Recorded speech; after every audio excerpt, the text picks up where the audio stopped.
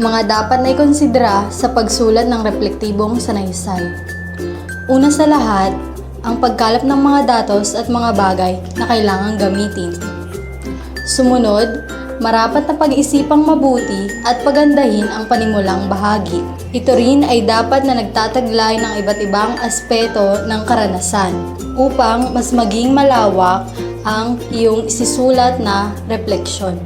Sa dakong konklusyon, dapat na ito'y nagtataglay ng refleksyon sa lahat ng tinalakay. Kailangang malinaw ang paglalahad upang mas maintindihan at malaman ng mga mambabasa ang layunin ng manunulat. At pagkatapos ng lahat, reviewin at unawain muli ang iyong refleksyon. Sa pagbabalik tanaw sa mahahalagang impormasyon, sitwasyon, at karanasan ay makatutulong sa pagbuo ng isang reflektibong sanaysay. Ang pagsasaalang-alang ng mga pangyayari, nakaraan man o sa kasalukuyan, ay nakatutulong upang mas mapaganda at kapaki-pakinabang ang iyong reflektibong sanaysay.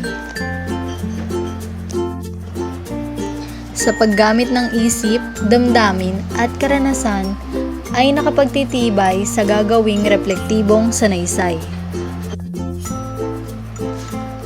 Paraan ng pagsulat ayon sa nabasa. Una, pagkatapos unawain ang nabasa, ilista ang mahalagang puntong nakapaloob sa teksto. Ikalawa, magsaliksik tungkol sa konsepto at teoryang may kaugnayan sa binasang teksto. Makatutulong ito sa kritikal na pagsusuri. Sumunod, ipaliwanag kung paano nakaapekto ang iyong pansariling karanasan at pilosopiya sa buhay sa pag-unawa sa paksa. At sa huli, marapat na iyong talakayin ang kinahinatnan o kinalabasan ng iyong refleksyon para sa konklusyon. Paraan ng pagsulat ayon sa napanood. Magbalik tanaw sa napanood. Sa unang bahagi, itala ang mga pangyayaring nagustuhan batay sa iyong naramdaman habang nanonood. Bilang karagdagan, ilagay ang paghahambing mo ng iyong karanasan at napanood. At sa konklusyon, talakayin at sabihin kung ano ang kinahinatnan o nangyari sa pagsulat ng iyong refleksyon.